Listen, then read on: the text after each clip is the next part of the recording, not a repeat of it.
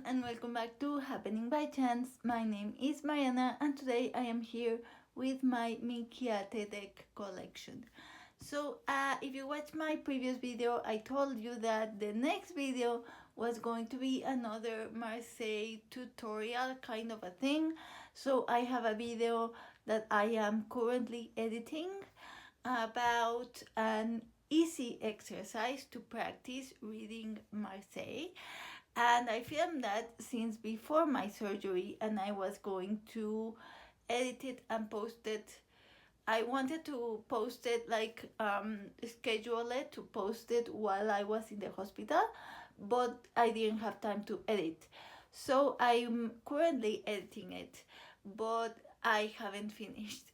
And I had been wanting to film this MINCHIATE collection video since Mascha at Musings by Mascha started her Mesmerized by MINCHIATE series.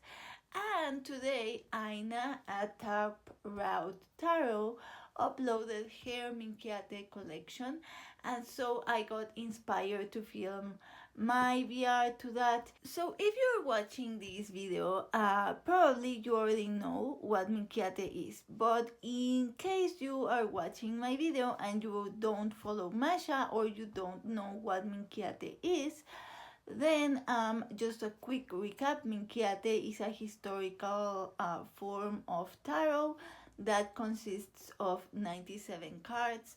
So the reason why they have so many cards is because they have more majors, or rather triumphs, which is what they are called, because other than the regular ones, they also have the zodiac signs and the virtues, which are, you know how in traditional tarot you have strength, you have temperance, you have justice. Those are virtues, but sadly traditional tarot with 78 cards lost the other virtues that the MINCHIATE has, which are hope, charity, and prudence. I love the virtues. I think they are so beautiful. I love the virtues in art, and I'm just obsessed with them. That's my favorite thing about MINCHIATE is the virtues, and I'm honestly super excited that I feel like people are more and more aware of the virtues nowadays, and also because MINCHIATE is starting to be more in the mind of people, and with the recent release of the Allcento Tarot, which is kind of like a MINCHIATE structure. It even has, I think, 3 more cards than MINCHIATE, and it's mass market, so that one obviously is not a peep deck, but it does have kind of the structure, so people are starting to have it in mind. I have even seen some tarot tube channels where they call any extra card in a deck virtue, which obviously is not the case, but that is exciting because it means that the virtues and MINCHIATE is starting to be in people's minds, and maybe there will be more decks coming out that will have, if not the full 97 cards, at least some virtues. I have seen some decks that include prudence, for instance. So hopefully, yeah, I'm going to start with the most, I think, one of the most common or well-known ones, and that is the MINCHIATE Etruria, which is a later MINCHIATE. I think it's a 19th century or 18th or 19th century MINCHIATE, and the art is much more refined. It has the engraving style. So this is the full, and then you can see the different cards.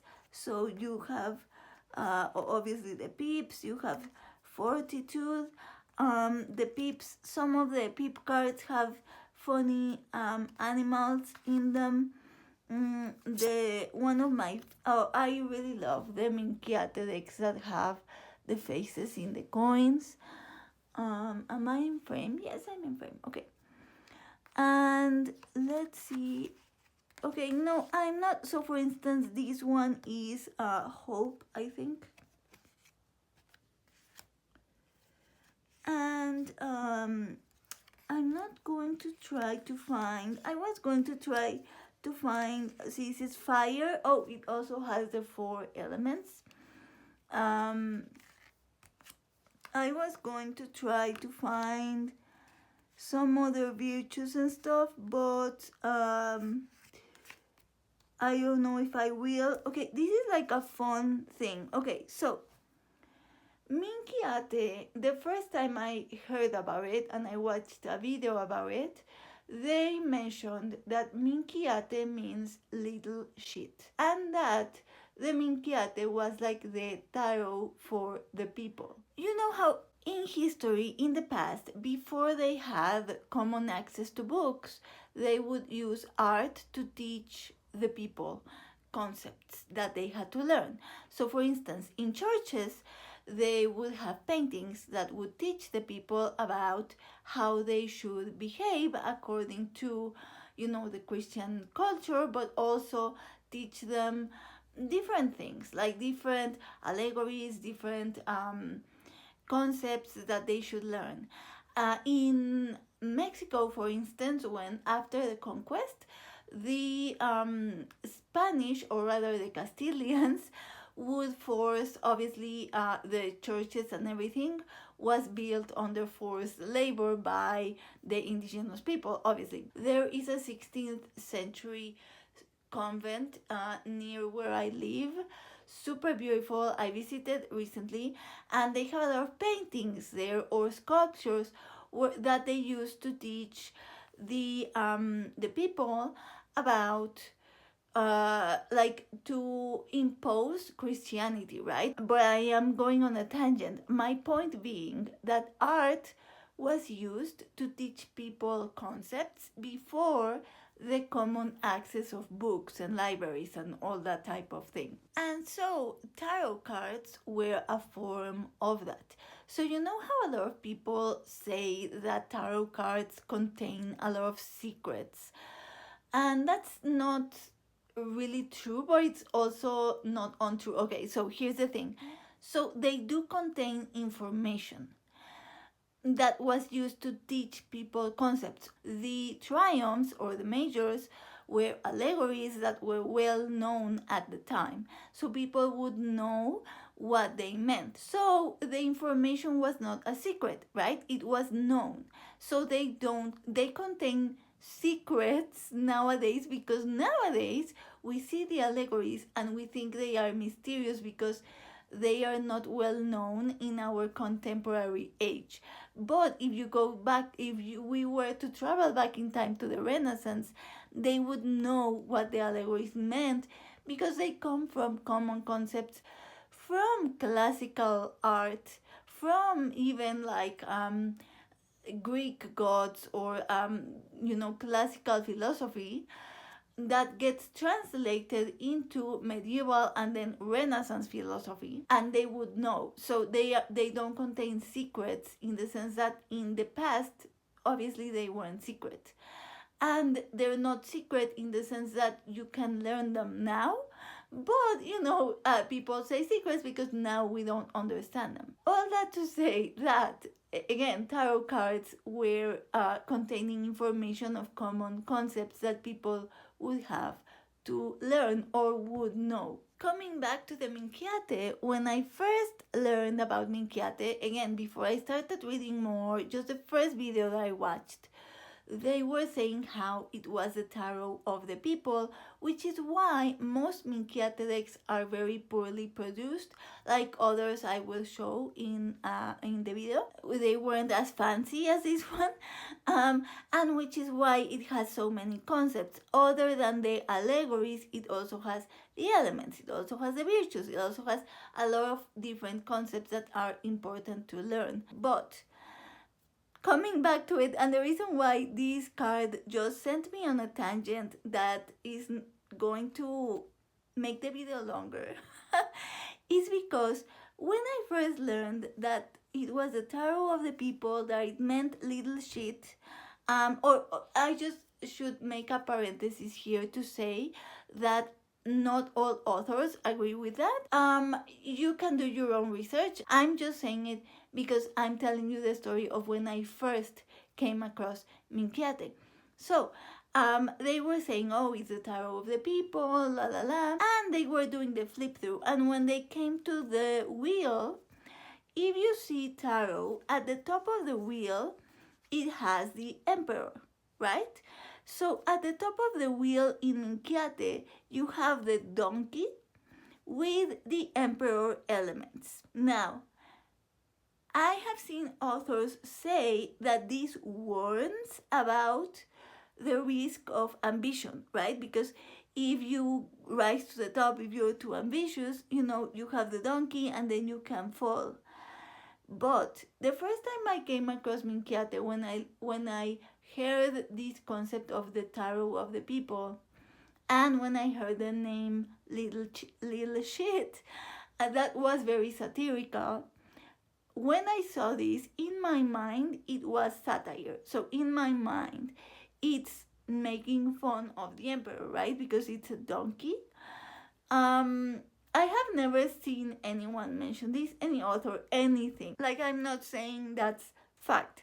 I'm saying that's my personal head canon. In my personal head canon, this is a caricature and a satire. And, you could have artists drawing this allegory and within themselves as an inside joke, making it like making fun of the emperor, but then like the official definition would be, oh no, this is warning about the risks of ambition. Anyway, so that's my personal headcanon, and I just love that headcanon, so I'm going to keep it. Anyway, so yeah, the Etruria, I was going to keep flipping through it because why did I wanted to show a specific thing, but now I don't remember what it was, and I am taking too long, so I'm just going to move on to the next deck. I forgot to mention, this one is from Make Playing Cards. The next I'm going to show is another well-known one, and that is the Minchiate al Cigno by Anima, Antiqua, Los Carabeo. So this one is from Bologna, 1775. This one is more like the woodcut, rougher style, which I personally really love. I do think the engravings are beautiful, the copper engravings, but I do think that woodcut, I don't know, there's a, like Mascha says, there is a charm to the woodcut. This is the moon card. This is the world. Actually, the world card in the Minchiate is, I think, more beautiful than the world card in the Marseille. I much prefer it. Like the world cards in the Visconti decks. But, oh my god, I'm making the mess as usual. Oh, this is another one of my favorite cards in Minchiate, the Star, because it's one of the Magi. I don't know if you know this, but in Mexico, traditionally, well, that's because it's a Spanish tradition and we were colonized by Spain, so we have a lot of Spanish traditions in Mexico.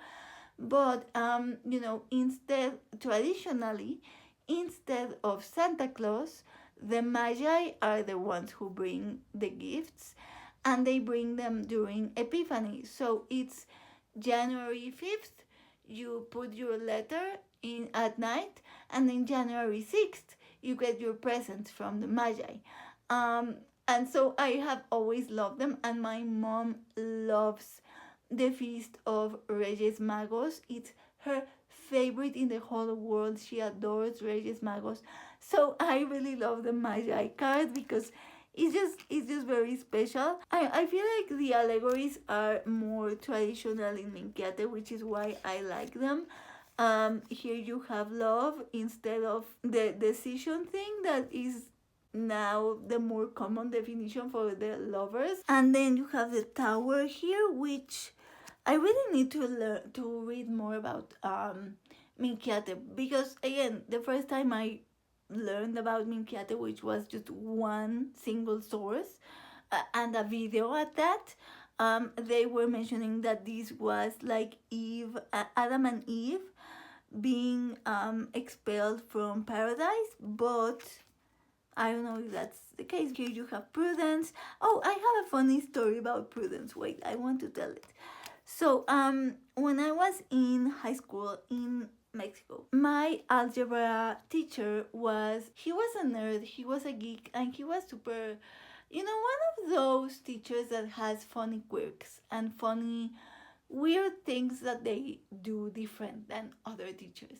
And one of the things that he had different was that once a month he would take us to like a small space that was outside, like within the school. My school was very big and it had a lot of open areas without buildings.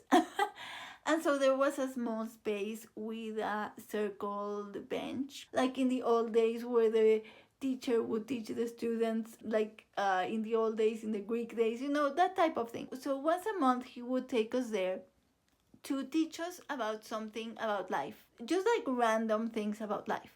And one of those talks in one of the months was about prudence. He gave us a whole speech about prudence and about how important prudence is. And he called prudence the mother of all virtues. But he would get like his voice and he would be, prudence is the mother of all the virtues. And we always quoted him and laughed because I like, to this day, I thought that was just like a funny saying from my teacher. Fast forward to me a few weeks ago watching a video about Petrarch's triumphs and the tarot. I had been interested in Petrarch's triumphs for a while. I own a copy that I still haven't read, and when I saw that video, immediately I clicked on it.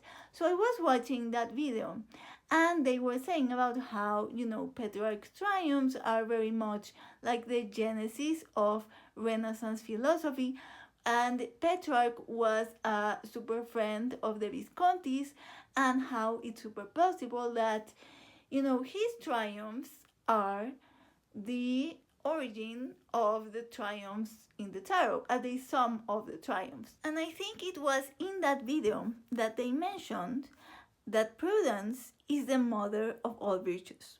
Like, literally in classical art, classical allegory, classical philosophy, prudence is the mother of all virtues. And I was like, oh my god, like that's literally what my algebra teacher told us. And I always thought that was like a funny little saying that he made up. And it actually comes from classical history. It makes it even cooler. So yeah, that's like a story about prudence. The knights in the Minchiate are like centaurs. That's another favorite thing. Okay, so I said my favorite thing was prudence or the virtues, but then also another favorite thing is the star with the magi, but then also another favorite thing is the centaurs as knights.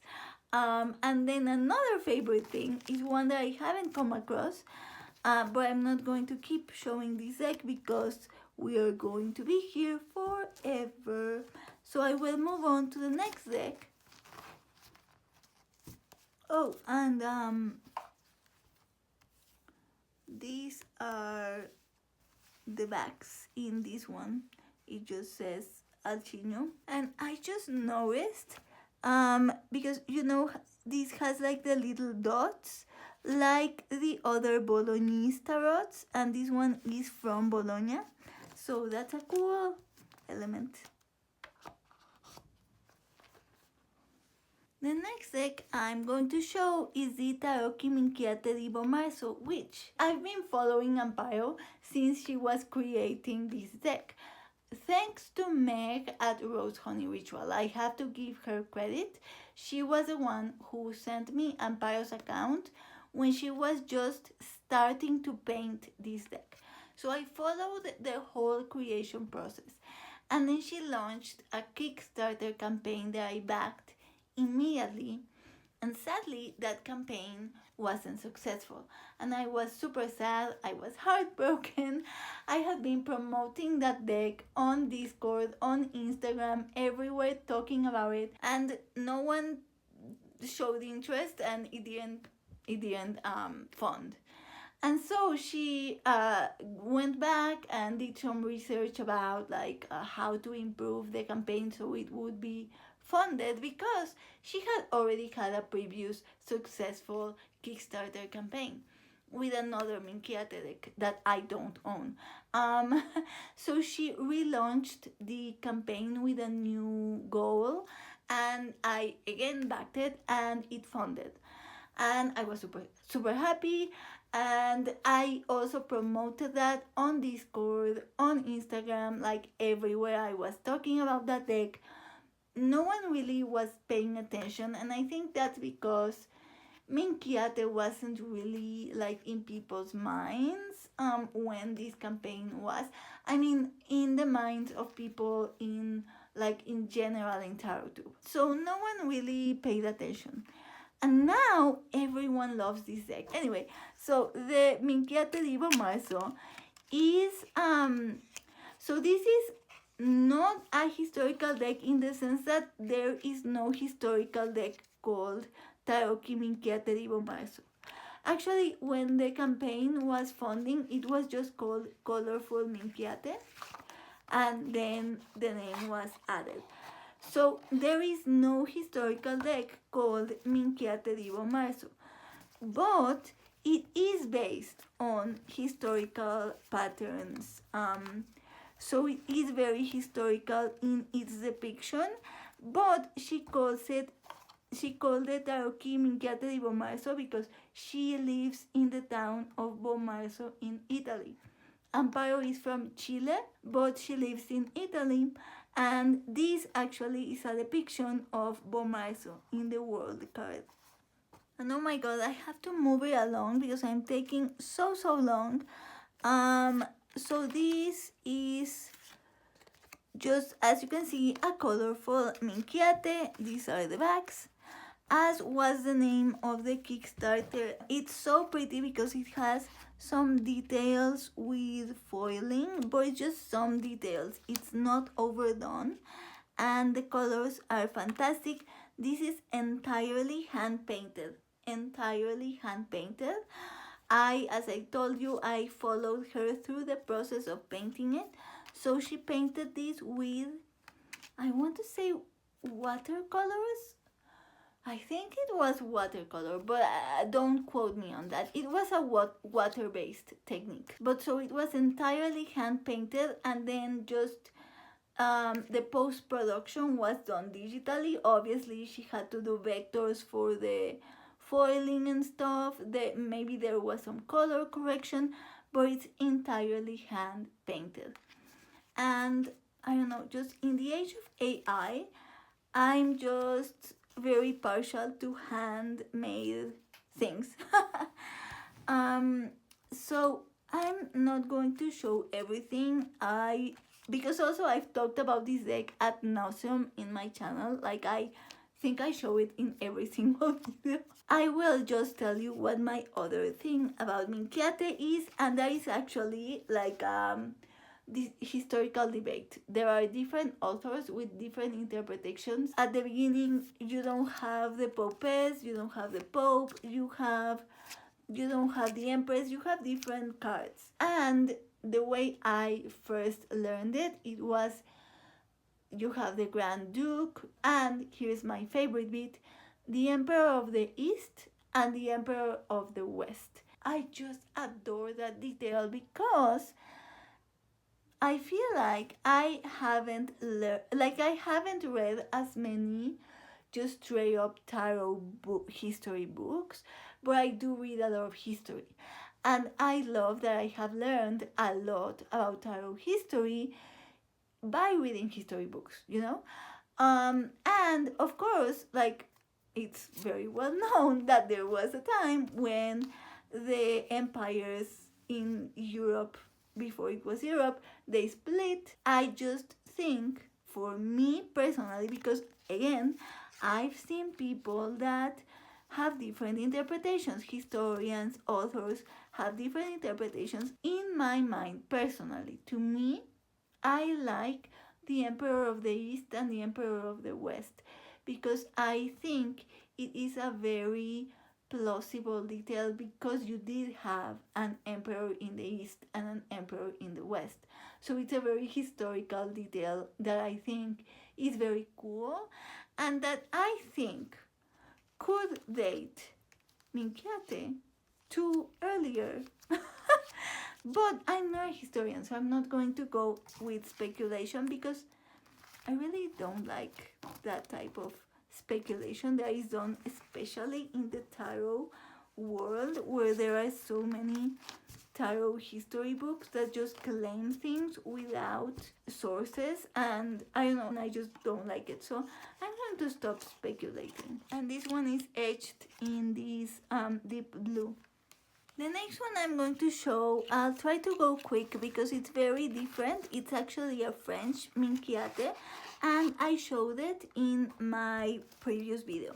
So if you want to watch it in detail, you can go watch my post-surgery update and deck haul, where I hold this deck.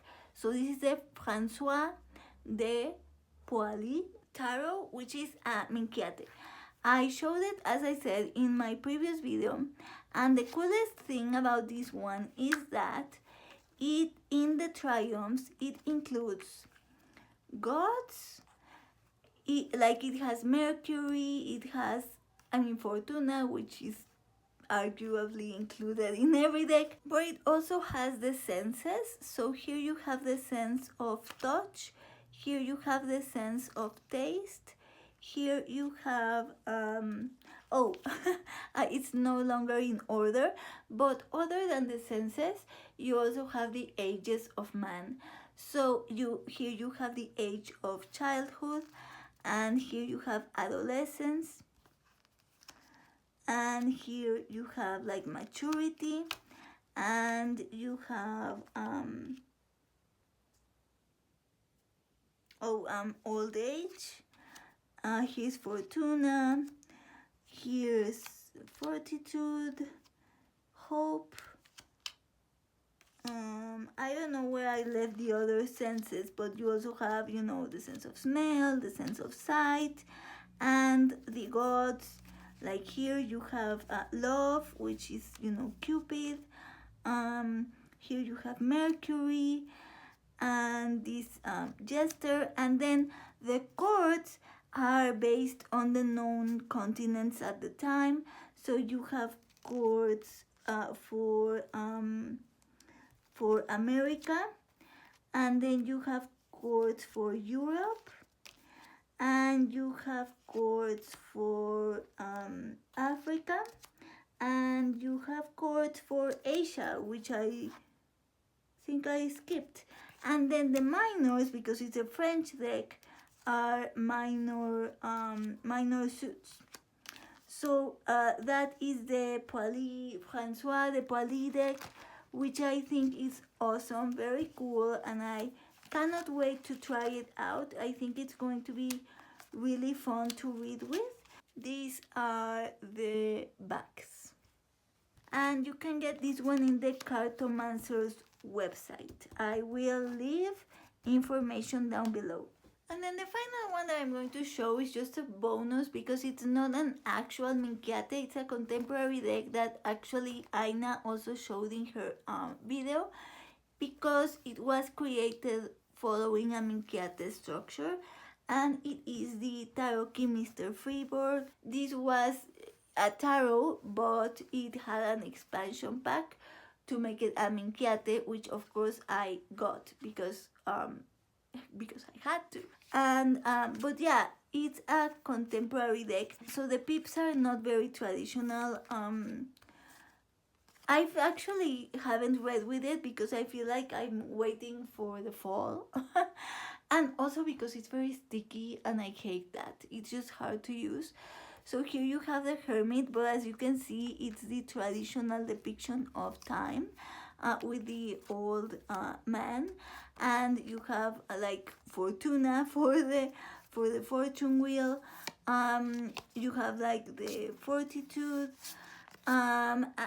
The I think you know, here that's more Marseille, and but in general most of the triumphs are Minchiate depictions. So the star is also one of the Magi.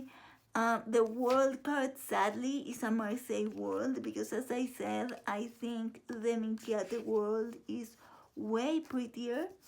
But yeah, so you can see it's, oh, these are the bags. So this is the Tarocchi Mr.Friborg with the expansion to make it a Minchiate, which is not a historical Minchiate, but again, I love that contemporary authors are thinking about Minchiate, and I think we should get more contemporary decks that either come with Minchiate structures or have expansion packs like this one. Oh my god, I just saw a giant lizard walk outside in the patio. Ugh. Anyway, yeah, so that would be the video. Let's end with a pretty red background card. Or no, let's end with my favorite traditional allegory, which would be time,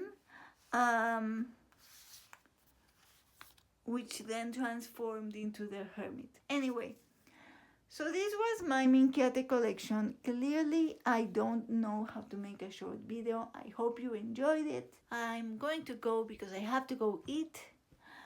And yeah, I do hope that next video, now it will be my easy exercise to practice Marseille video, and then I do want to make my good old decks, new old decks double tag to show you some new mass market old decks I have been getting that I'm very excited about.